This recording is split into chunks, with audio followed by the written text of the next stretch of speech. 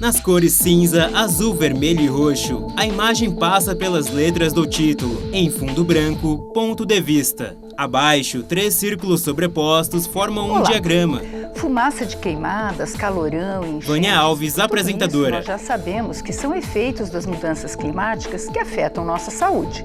Mas os danos causados pela degradação ambiental vão muito além e já se tornaram uma das principais preocupações de autoridades científicas e médicas do mundo. A revista científica Lancet alertou que as mudanças climáticas são o maior risco para a saúde global no século XXI. A Organização Mundial da Saúde prevê que até 2030 morram 5 milhões de pessoas por ano nos países de renda baixa ou média. Mas já em 2009, a OMS calculou que 30% das doenças sejam causadas pelos mais diversos danos ambientais. O Ponto de Vista convidou a professora e pesquisadora em Geografia e Saúde, Ellen da Costa Gurgel, e com ela nós vamos fazer um painel dos riscos vividos pela humanidade e também sobre o que é possível fazer para melhorar essa situação. Professora, muito obrigada por ter aceito o nosso convite. Mudanças climáticas e os impactos na saúde. Como é que as mudanças no meio ambiente afetam a nossa saúde de uma maneira geral? Primeiro, agradeço o convite, é um prazer estar aqui conversando com vocês. Primeiro, acho que a gente tem que falar um pouco o que é a saúde e como a gente entende a saúde, né? Que a saúde é algo mais amplo, mais complexo, não somente a ausência de doença, que muitas pessoas acham que ter saúde é não estar doente. Ellen Gurgel, pesquisadora em Geografia e Saúde, UNB. Ter saúde é você estar bem com você mesmo, você estar em condições que você tenha uma vida ampla. Então, por isso que a questão ambiental é algo que impacta tanto no contexto que a gente vive, né? Como eu falo de contexto, é porque se tem pessoas que moram mais perto vou dar um exemplo, do litoral ou mais no interior, como aqui em Brasília, onde a gente está, tem situações que impactam de forma diferente a nossa saúde. Então, e quando tem essas degradações ambientais, grandes mudanças que a gente está observando, como ocorreu recentemente com a queimada aqui na região central do Brasil, e a gente viu quanto que toda uma população sofreu tanto, né, com essa relação de não estar esperando essa fumaça chegar tão perto da gente dentro das nossas casas. Então, algumas pessoas até podem entrar em desespero. Eu falo isso porque muitas vezes acaba a própria nossa saúde mental sendo impactada com isso. E tem vários estudos que mostram que a questão da saúde mental, ela também é muito impactada. A gente acha que é só a dengue, ou só que eu vou ficar com falta de ar por conta da queimada, ou algum problema cardíaco, mas por isso que eu estou falando essa visão mais ampla de saúde, né? Entendendo que a saúde é o nosso bem-estar maior. O mais óbvio para a gente, a senhora até citou a questão das queimadas, é a questão da poluição atmosférica, grosso modo falando.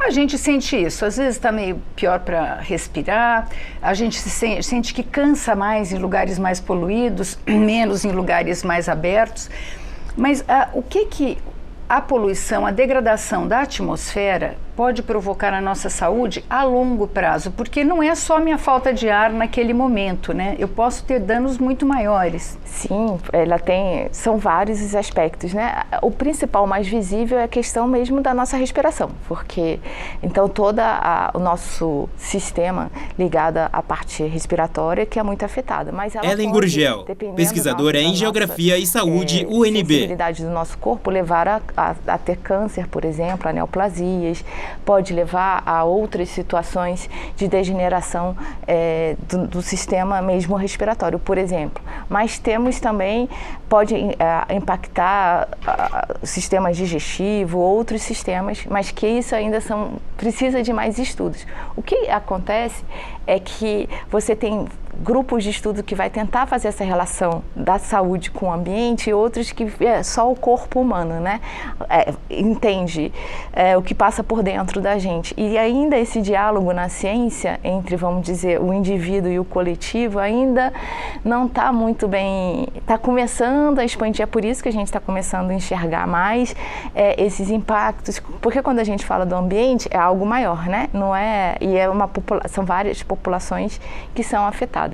Então, você pode, então, como estava falando, desde a questão respiratória até saúde mental, até a questão reprodutiva, dependendo do tipo de poluição que você está recebendo, né? Então, você é bem amplo e complexo, vamos dizer assim, mas a principal, que é o mais visível, vamos dizer, são as doenças respiratórias mesmo.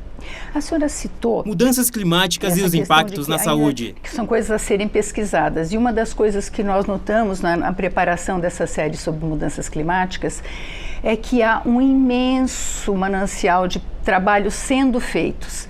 Né? O Ministério da Saúde tem alguns editais, a senhora participa de um deles, eu encontrei o seu nome ali no meio. A Fiocruz tem muitas pessoas voltadas para isso. Recentemente, um diretor do Hospital Einstein de São Paulo, que tem uma faculdade de medicina, falou que eles estão revendo diversas coisas no currículo para colocar essa questão. Quer dizer, é uma preocupação hoje muito grande na área. Sim, muito grande. Então, Ellen Gurgel, pesquisadora em Geografia e Saúde, UNB. Para a saúde, né? Eu comecei a trabalhar só com a questão da saúde, para tentar identificar no mapa, né? O mapa é uma coisa muito visível, fala, então esse foi meu primeiro diálogo. E aos poucos a gente foi ampliando.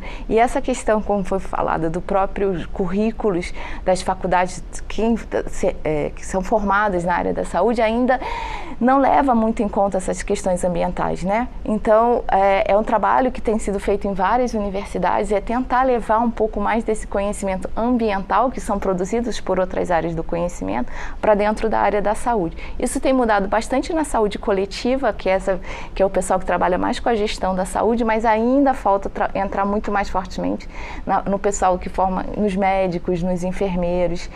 Vou dar só um exemplo que eu acho. Eu trabalho muito com ondas de calor e eu tenho trabalhado com uma professora da UFRJ que é da área de enfermagem. E ela começou a perceber, a especialidade dela é maternidade, né? E aí ela começou a perceber que quando está muito onda de calor, principalmente no Rio de Janeiro, as mulheres entram em trabalho de parto mais rápido e com isso não tem espaço na UTI neonatal para estar recebendo tantas crianças, porque não era esperado. E isso foi uma percepção dela e ela acabou indo procurar uma professora da área da meteorologia para tentar observar e a partir de conversas também observou, por exemplo, que quando tem as ondas de calor tem uma demanda muito alta pelo SAMU. Muitas pessoas têm desde um ataque esquizofrênico, porque o calor, pessoas que já têm essa sensibilidade aguça essa situação, até pessoas... Mesmo a doença mental? Sim, a doença mental é muito afetada por onda de calor. A gente não fica incomodada quando está muito quente? Imagina aquelas pessoas que já são mais sensíveis mentalmente. Então, você tem uma série de situações que é muito recente essa percepção. E quando você conversa com... Ellen Gurgel, pesquisadora em Geografia e Saúde, UNB. A gente fala, é mesmo, mas ninguém nunca falou isso pra gente, a gente nunca percebeu, a gente agora... Aqui no nosso trabalho que a gente tem observado isso. Então, é necessário e urgente entrar nos cursos de medicina, de enfermagem, de farmácia, a disciplina que fala da parte ambiental, que ainda é muito incipiente. No Brasil, por exemplo, são poucas. A gente já fez um levantamento, são muito poucos os cursos que trabalham com isso. Então, a senhora falou da questão hospitalar, né? Eu estou atropelando um pouco, vai ficar um pouco confuso, mas é que é interessante abordar essa questão, que a gente tem alguns fenômenos climáticos, por exemplo, inundações, que a gente viu no Rio Grande do Sul, isso aconteceu muito, que comprometeram as estruturas hospitalares. Né? Um pronto-socorro inundado acabou, né? Você vai levar muito tempo para recuperar, você tem que limpar tudo aquilo, deixar... Também tem um trabalho aí a ser feito nessa estrutura hospitalar, né? Sim. Para se precaver, né? Porque não pode acontecer e eu não ter um hospital para receber as pessoas. Esses são os grandes desafios dos desastres, né? Quando a gente fala dos grandes, como inundação, como a própria seca, como a gente está vendo hoje na região amazônica, o acesso, tanto a estrutura que ela pode ser afetada, a gente viu o que aconteceu com os grandes desastres que teve na região serrana há 10 anos atrás, onde que teve que deslocar toda aquela população para a região não afetada, né? Mas mesmo assim, porque no passado isso não era muito levado em conta. Então, Ellen Gurgel, pesquisadora em Geografia e Saúde, UNB. Regiões suscetíveis, né? E hoje temos muitas redes de saúde construídas em regiões suscetíveis, seja em alagamento ou questões de seca ou outros tipos de desastres. Então, isso é muito sério, porque se você não tem essa rede, fica muito mais complexo você dar serviço e atender a população, em especial no momento de desastre. Então, é algo que tem trabalhos que... Mudanças climáticas e os impactos na saúde. Hospitais sustentáveis, que está tentando identificar esses locais, né, esses serviços que estão em região mais suscetíveis, para ver como que pode ser trabalhado em casos de desastre, mas isso é uma questão muito séria, porque você perde o acesso ao serviço, né?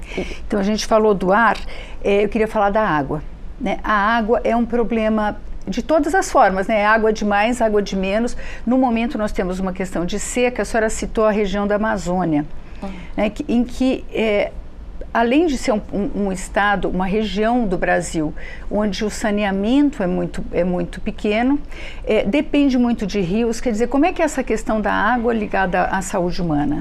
Então, é muito interessante, quando fala de seca na Amazônia, é algo muito...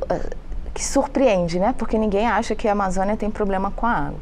Mas a questão da água... Quando você tem pouca água, Ellen Gurgel, pesquisadora em Geografia e Saúde, UNB. Com saneamento, mas a própria questão ambiental mesmo. Se você diminui muita água com as próprias folhas e matéria orgânica que chega aos rios, ela vai se decompor e ela vai ficar ruim. Não só necessariamente por não ter a falta de esgotamento. Então, essa questão da seca, ela se agrava muito, e uma das principais questões da saúde é acesso à água de qualidade, né? Quem fica aqui sem tomar água e beber sabe o impacto que isso tem na nossa saúde. E se ela estiver de péssima qualidade, pior ainda, porque aí vem todas as doenças diarreicas, outros tipos de doenças ligadas a isso. Então, hoje na Amazônia, eu estou falando apenas do corpo, né? Mas se eu for falar do acesso ao serviço, por exemplo, hoje as pessoas não conseguem chegar num posto de saúde na Amazônia, porque lá as vias de acesso é fluvial. E se não tem água, como é que você chega? E assim vai para medicamentos, assim vai para os especialistas que não conseguem chegar a essa região. Então tem que estar indo de avião, ou de helicóptero, ou de outras situações. Então é algo, além de atingir ao nosso corpo, ela atinge também o nosso acesso à saúde através dos serviços de saúde disponibilizados. Essa questão da seca, nós que moramos no Centro-Oeste até somos muito alertados, né, da necessidade de hidratação e tal. Mas eu estava pensando aqui em regiões que não estavam acostumadas com isso. Por exemplo, o Sudeste não era assim tão grave a seca, né? Tinha períodos de seca, mas como é que isso afeta populações muito vulneráveis, como crianças e idosos, né? Idosos normalmente já têm um problema de desidratação com muita facilidade, né? Sim. Isso tem que mudar em algum momento. Né? Então tem que conscientizar, né? O que aconteceu na Europa há 15 anos atrás com a grande onda de calor que matou mais de 10 mil pessoas na Europa?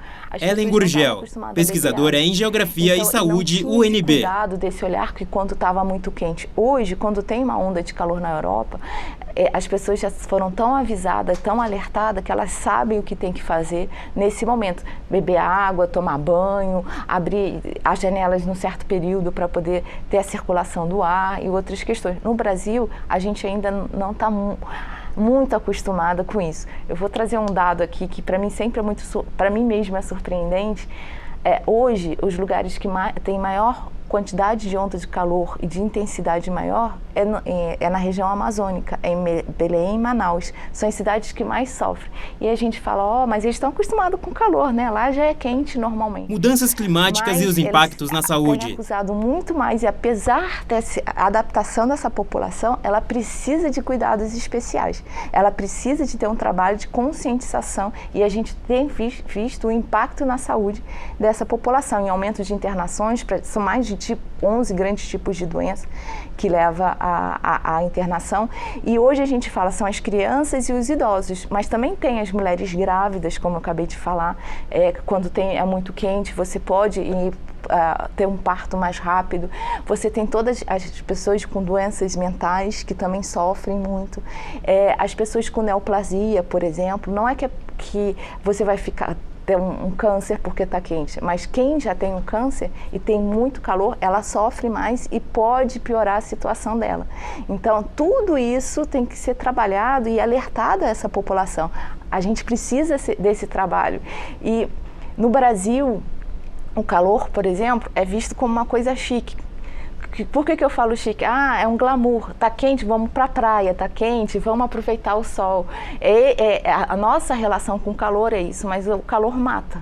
E a gente tem que começar a olhar com outro olhar isso também. Então é algo que a gente tem que desmistificar, vamos dizer, todo esse glamour relacionado ao calor e começar a conscientizar uma população que se passou dos limites, você tem que tomar cuidado, porque você pode entrar num risco à saúde. Agora, a gente não tem estrutura para isso, né? Estrutura social urbana. Eu sou de uma cidade tão pequena que as pessoas batiam na porta para pedir água. E é uma coisa que eu começo a chamar, me chamou a atenção nas grandes cidades, que eu falo, aonde essas pessoas que não podem entrar e comprar uma água, tomam água. População de rua em São Paulo, população de moradores em situação de rua é muito grande no Brasil. Como é que as cidades podem atender essa população? Porque ela tem que ser atendida. Sim. Água e água de qualidade, né? A gente tem que alertar. Eu acho que quem pode, na minha opinião, que fazer isso... são Ellen Gurgel, pesquisadora em Geografia e Saúde, UNB. Distribuem água, né, nas cidades. As agências distribuidoras de água. Isso é feito na Europa. Na Europa, se você chega em vários lugares de cidades, a responsável pela distribuição da água urbana, ela coloca pontos de água com qualidade, porque a água tem que ser com qualidade, né, para essa população. De água com qualidade, onde as pessoas podem ir lá e se abastecer. Eu ainda não vi isso no Brasil e eu acho que é algo que pode ser feito. São as empresas responsáveis pela distribuição da água urbana colocar pontos específicos com água de qualidade disponível para essa população. Pois é, eu já vi em grandes eventos, em shows, em corridas, mas para a população que mais sofre, exatamente, que não é o público das corridas nem dos shows, a gente não vê. Agora, a senhora falou da água de qualidade, a água de qualidade. O Brasil tem, o mundo hoje passa por um problema da contaminação de água por microplásticos. O Brasil, em boa parte da Amazônia, a gente tem até uma ministra que tem uma doença decorrente disso, né, ministra Marina Silva, águas contaminadas por mercúrio. E além da falta de saneamento, o que isso pode impactar na saúde coletiva? Ellen Gurgel, pesquisadora em Geografia e Saúde, UNB. Na região amazônica, né, que ele vem muito do garimpo, mas muito da próprio desmatamento, porque o solo amazônico tem muito mercúrio e com o desmatamento tem a lavagem do solo que vai contaminar os rios. Então, a gente só fala do garimpo e mercúrio garimpo, mas pouco se fala do desmatamento e garimpo, por exemplo. Isso é uma relação que já foi demonstrada por vários pesquisadores e também precisa ser falado cada vez mais. E o impacto é muito forte, principalmente na população ribeirinha, que depende do consumo do peixe, né? Porque, no caso, a principal contaminação do mercúrio é via o peixe. Então, tem que fazer um trabalho de monitoramento, saber se aquele peixe está contaminado. Se estiver contaminado, vamos fazer o que com essa população? Qual o tipo de alimento que ela vai ter acesso? Então, todo um trabalho de conhecimento e até um pouco de mudança, né, de hábitos alimentares, vamos dizer assim, para certo tipo de população. Hoje, essa população amazônica, por exemplo, ela consome muito frango, que vem do sul-sudeste, que chega até lá. Então, talvez nesses momentos fazer alguma mudança em relação ao hábito dessa população, mas para isso a gente tem que ter o conhecimento local e tem muito poucos estudos feitos localmente. A gente estava falando do calor e do desmatamento. Eu queria saber a relação do desmatamento e do calor, eu não sei qual dos dois pesa mais, no aumento da incidência de arboviroses, como dengue, chikungunya, essas doenças que vêm através do mosquito que vive... ele vive em épocas quentes, eu não sei.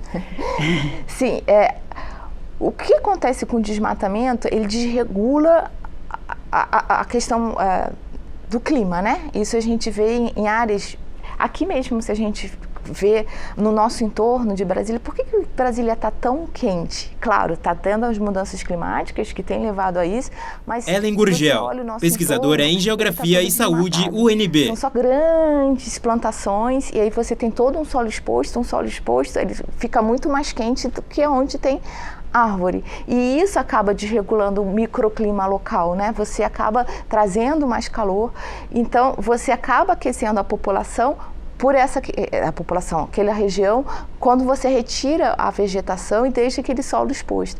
E quanto mais quente, o mosquito ele vai se proliferar mais rápido, né? Então ele tem aí um limiar em relação ao calor. Então, se aumenta o calor muito rápido, você tem mais mosquito, e tendo mais mosquito, mais pessoas podem se contaminar. Mudanças climáticas e os impactos na saúde. Mais facilidade de explosão dessas doenças. Isso a gente pode atribuir, por exemplo, a grande onda que nós tivemos esse ano, a gravidade da epidemia de dengue que nós tivemos em 2024, Sudeste, Centro-Oeste, ao calor? É um dos motivos, mas não é o principal. Tá, por que eu falo isso? O principal motivo está muito relacionado à gestão da doença. Porque o calor ele vai impactar sim ao mosquito, mas se você não tem uma gestão onde você controla melhor, é como, por exemplo, se eu falar, deixar que nada é feito no mundo, é só o calor que vai... Não é bem por aí. Hoje nós já temos capacidade de fazer gestões, de fazer trabalhos que diminuem isso. E o que aconteceu no Brasil foi uma descontinuidade muito forte das ações. E com isso, como já teve esse calor, então estava o ambiente propício, vamos dizer assim, para o mosquito se proliferar, e como não teve as ações de forma mais eficaz, então ele acabou explodindo e expandindo para vários lugares do país, de forma muito grave, que aconteceu esse ano em relação à dengue. Como a gente estava falando do desmatamento, a gente tem algumas doenças que aqui a população já conhece, né? Áreas que são limítrofes, né, de área selvagem, área nativa, e cidades expõem as pessoas. Aqui no caso do Brasil, principalmente no Centro-Oeste, a gente vê a incidência, por exemplo, de febre amarela, né? A pessoa tem contato que vive nessa região, está mais exposta a essa doença. A senhora acredita que, por exemplo, pode vir dessa situação de desmatamento e do homem invadindo a área uma outra pandemia? Existe essa possibilidade? Se discute isso no mundo da ciência? Se discute, mas se discute desde que não haja uma gestão. A febre amarela, você tem a vacina. Então Ellen Gurgel, pesquisadora em Geografia e Saúde, UNB. Ela só vai surgir se não for vacinado corretamente a população. Então, por isso que eu volto mais uma vez, o homem já tem muitas ferramentas capazes de lidar com isso. Mas se ele não usa essas ferramentas de maneira eficaz, aí sim a natureza vai conseguir ser mais forte, vamos dizer dessa forma. Então, a questão é do monitoramento. Se alguém chegar com algum tipo de doença estranha, e você apenas deixar a pessoa voltar para casa e não fizer nenhum monitoramento com ela, aí aquela doença pode se proliferar sim. Então, mais uma vez, voltando, é necessário que as pessoas que são formadas na área de saúde tenham essa sensibilidade. Se algo tiver de estranho acontecendo, como aconteceu com a Zika, por exemplo, se tem alguma anormalidade, você tem que tentar observar e ver o que está acontecendo e sim ver se tem alguma doença, algum parasita, vírus que está ligado à questão ambiental ali. Então, eu acho que a gente tem cada vez mais de alertar as pessoas que trabalham na área de saúde, ser mais sensíveis e identificar algo diferente e alertar, então, os grupos responsáveis, né? Porque todas as prefeituras, todos os municípios, estados, você tem a equipe de zoonose, então, que é especialista nisso. Então, se tem alguma coisa errada, contactar a zoonose para tentar ver o que está acontecendo. Então, mais uma vez, a gente tem que... não pode deixar como se fosse tudo natural hoje em dia, né? Temos sim essa possibilidade, mas a gente consegue controlar ou barrar desde que a gente esteja um bom monitoramento de tudo isso. O médico-chefe do OMS falou recentemente aqui no Brasil que as mudanças climáticas agravaram a epidemia global de tuberculose. Um dos motivos que ele citou foi a questão da segurança alimentar. As mudanças climáticas afetam gravemente a segurança alimentar, e eu queria saber especialmente com relação aos países muito pobres, a África, por exemplo, se ela é mais afetada ou não, e o Brasil. Então, sim, quanto mais pobre, menos recursos tecnológicos tem uma população, um país, mais suscetível à questão ambiental ela se torna. Ellen Gurgel, pesquisadora em Geografia e Saúde, UNB. Mais fácil com essa variação da natureza. E a África, ela, por ser muito pobre, ter muito baixa tecnologia, ela é muito dependente da dinâmica ambiental. Mudanças climáticas e os impactos na saúde. Observado hoje, com tanta dinâmica ambiental, tanto questão do desmatamento, fogo, seca que tem ocorrido, ou enchentes, ela fica mais suscetível, porque as plantações inteiras vão embora, ou é levada pela chuva, ou a seca não faz com que elas produzam, e aí você sem alimento, a pessoa fica mais fraca, né? A população enfraquece, e com isso várias doenças conseguem emergir e ficar mais forte. Então, isso a gente vê um pouco, não sei se vocês começaram a perceber já, por exemplo, quando vai no supermercado, vamos dizer, uma classe social que consegue ir ao mercado, você vê que tem uma variedade, já mudou o tipo de alimento disponível. Por exemplo, você tem poucas folhas, o tipo de fruta já são outros, já está impactando, mas ainda no nível que a gente consegue gerir. Mas populações que dependem de um tipo só de fruta, legume e outras coisas, elas vão sentir muito mais. Quer dizer, o Brasil, por exemplo, perdeu quase que uma safra, já estava metade colhida, mas perdeu boa parte da safra de arroz com a inundação no Rio Grande do Sul. Uhum. Isso afeta a segurança alimentar de um país. Sim, e principalmente porque para a gente ter alimentação de qualidade tem que ter diversidade na mesa também, né? Então o arroz, no caso, é a nossa parte mais básica, mas você perdeu outros elementos ali, toda a parte também bovina, caprina, a parte de proteínas foram muito atingidas. Só que a gente quase não falou disso, né? Porque acaba sendo algo mais restrito. Mas a gente tem que pensar em algo mais amplo também, né? Porque tudo é afetado. Você diminui a qualidade da sua alimentação. Diminuindo a qualidade de alimentação, a porta está aberta para as doenças chegarem. A gente... Com a questão dos incêndios, houve a discussão da questão da saúde dos brigadistas e bombeiros que ficam expostos a uma fumaça extremamente tóxica, a um calor absurdo, né, que é o do combate aos incêndios. Mas não só. A Organização Internacional do Trabalho avalia que mais de 70% da força de trabalho global está exposto a graves riscos para a saúde provocados, relacionados às mudanças climáticas. Como é que você vê essa questão? É muito interessante porque a questão da saúde ambiental ela é relativamente recente a nível mundial, a discussão dela. E ela surgiu justamente pela questão da saúde do trabalhador, que foram trabalhadores... Ellen Gurgel, pesquisadora em Geografia e Saúde, UNB. Por agrotóxico, outras situações que começou a ficar mais sensível.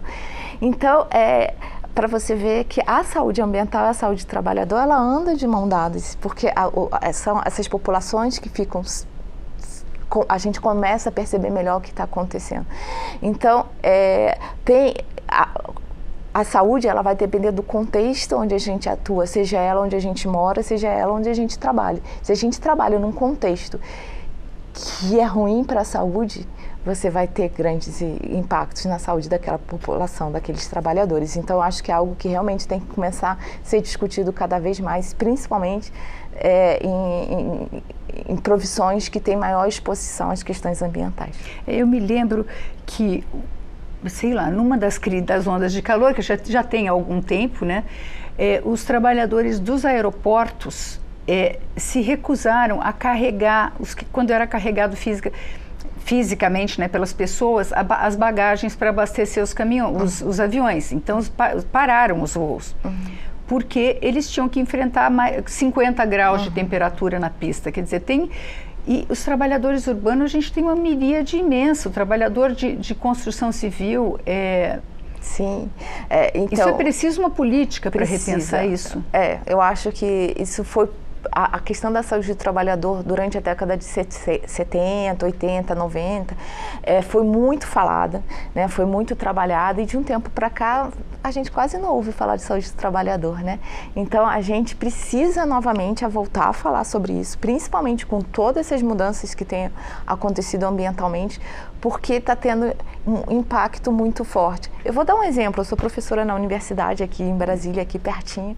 Ellen Gurgel, pesquisadora em Geografia e Saúde, UNB. Os professores, como os técnicos administrativos e os próprios alunos, assim, o que mais vocês acham que precisa melhorar na universidade? Eles vão ser unânimes. A gente precisa de lugares mais aerados e mais frescos, porque a gente não está conseguindo, está muito quente.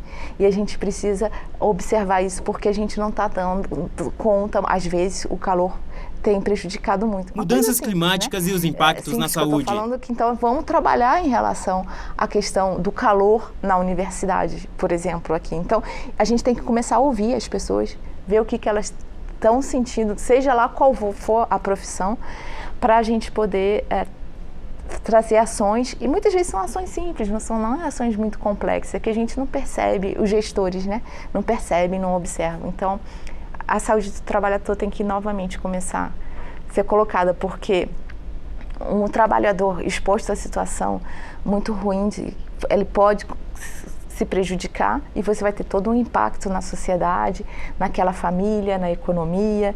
Então, é algo... Então, a senhora falou da economia, a gente está passando por um ano de eleições municipais.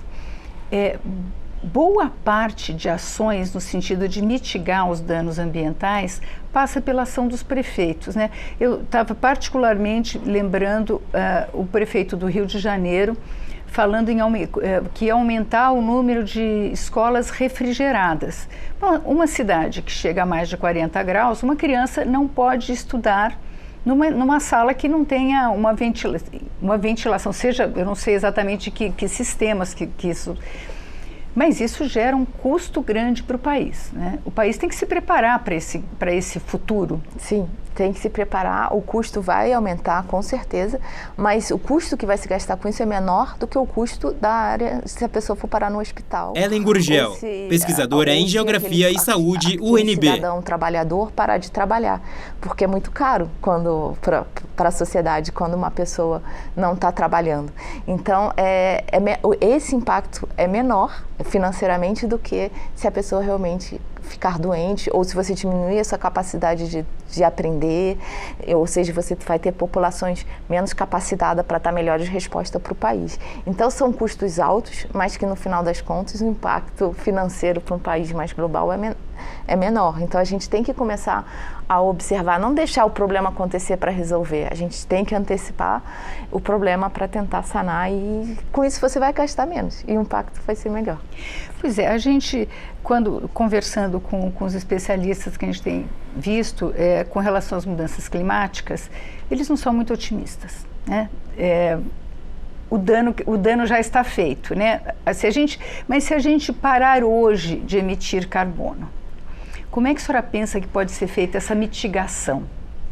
Então... Porque a gente já tem um passivo, né? Já está no passivo, o planeta já está muito desequilibrado, né? Então, ou seja, já tem muitas coisas, a gente está percebendo muito claramente. Então, assim, eu não sou especialista nessa área para dizer exatamente, olha, se parar, o que vai acontecer.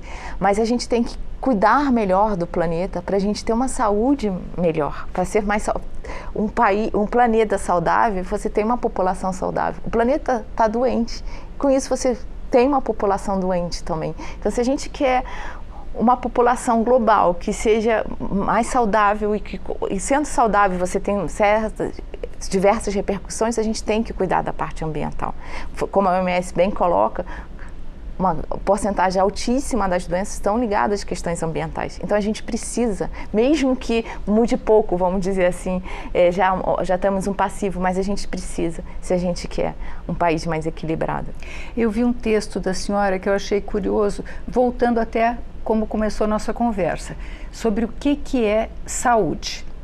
Né? O que é uma população saudável? A gente, em meio urbano, pensa assim, tem um ótimo hospital perto de mim, eu vivo numa área arborizada, eu tenho acesso a comida saudável, eu preciso de tudo isso para ser... Ou a gente pode encontrar esse conceito de saúde é mais flexível do que a minha visão de pessoa urbana, de grande metrópole. Isso é muito interessante colocar, porque essa é a visão das grandes metrópoles. Mas, por exemplo, você não pode ter um hospital totalmente aparelhado em todas as cidades brasileiras, porque o custo é muito caro, é muito alto. Você tem que ter hospitais regionais que abarquem essa população. Hospital, né? O melhor não é.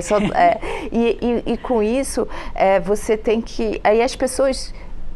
Se você conversar com a população rural, você tem populações extremamente saudáveis, desde que você tenha um acesso fácil às questões do serviço de saúde. E hoje, com a telemedicina, isso tem aumentado muito, está sendo muito mais fácil você encontrar especialistas com uma certa distância.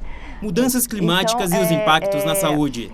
A saúde é uma coisa que a gente tem que olhar, a gente costuma muito falar que ela está relacionada com o contexto onde a gente vive, seja um contexto ambiental, seja o contexto social, seja o seu contexto cultural, essa questão maior que vai dizer a sua qualidade de saúde, porque a saúde não é somente a ausência da doença, é como a gente tem falado, todo mundo aqui fica doente uma vez na vida, não é? Uma gripe, caiu no chão, se machucou um pouco, algo, mas não quer dizer que a pessoa não seja saudável.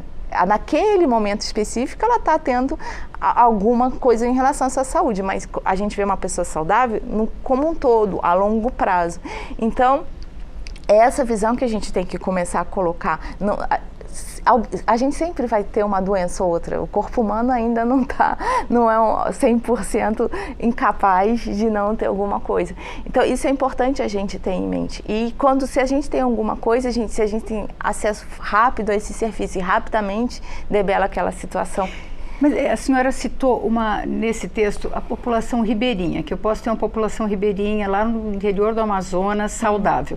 Mas essa população tem que ter... Então, isso a gente tem visto. Quem é mais saudável, a população ribeirinha ou uma população que mora numa periferia, numa comunidade carente nas grandes cidades? Isso é algo que a gente tem colocado muitas vezes. A população ribeirinha, ela tem uma qualidade Ellen de vida Gurgel, muito melhor. pesquisadora em Geografia e Saúde, UNB. Tudo isso que eu estou falando. E quando eu falo da saúde, eu estou falando das questões mentais também, da nossa capacidade de lidar com a diversidade, com as questões diferenciadas. Então, por isso que muitas vezes você vive numa comunidade num nível de violência tão grande, onde causa questões de saúde mentais tão fortes, que uma população de uma área ribeirinha não sofre. Um exemplo que eu estou dando, bem radical, assim, para mostrar. Então, por isso que é importante a gente ver a saúde como algo mais holístico, mais complexo, não somente não estar doente. Como é que a senhora teria um diagnóstico para o Brasil, da saúde do Brasil hoje? Mudanças climáticas e os impactos na saúde. A gente está passando por grandes transformações da saúde no Brasil. E hoje, não só no Brasil, mas algo mais geral, a gente tem que ter um olhar com muito cuidado para a saúde mental. A saúde mental hoje é um grande desafio, não só no Brasil, mas no mundo como um todo. Eu falo isso porque ainda é um tabu falar de saúde mental muitas das vezes. E eu acho que a gente tem que dar um olhar especial a ela. E ela está se tornando algo muito importante. E as demais... vai depender muito de onde você vive, do seu contexto. O Brasil também. É um povo...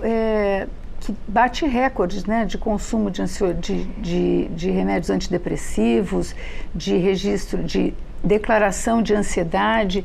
As mudanças climáticas devem agravar essa situação. Sim. Em número absoluto, sim, né? Em número relativo, nós não somos um dos piores, não, vamos dizer. Tem países em números relativos, mas por nós sermos uma grande população, a gente tem isso. E claro que afeta a nossa saúde mental. Hoje, se a gente fizer um trabalho no Rio Grande do Sul, a gente vai ver o quanto que aquela população está afetada mentalmente. Às vezes ele não tem nada fisicamente, mas mentalmente ele está afetado, e isso é saúde. Então, e essa questão da degradação da saúde mental, a uma hora ela vai atacar o nosso físico, vai chegar no nosso físico, a gente vai ter uma doença no físico se a gente não trabalhar com ela. Então, quando você vive situação de estresse, de ansiedade e tudo mais, acaba levando a certas situações de crises, e a gente tem que começar a trabalhar cada vez mais isso, na minha opinião, porque eu acho que ainda é uma questão Principalmente eu como professora, eu tenho visto muito claramente com os meus alunos o quanto essas são questões que a gente precisa mesmo de acolher e mudar um pouco a nossa visão em relação o que é saúde. Muito obrigada, professora. O Ponto de Vista conversou com a pesquisadora Ellen da Costa Gurgel sobre os riscos e danos à saúde causados pelas mudanças climáticas. Você pode rever ou compartilhar esse programa pelas nossas redes sociais e também pela página câmara.leg.br. Obrigada pela audiência e até a próxima.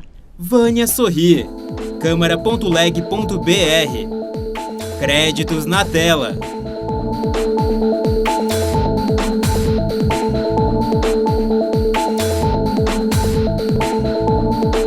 Câmara dos Deputados, Brasília, outubro de 2024. câmara.leg.br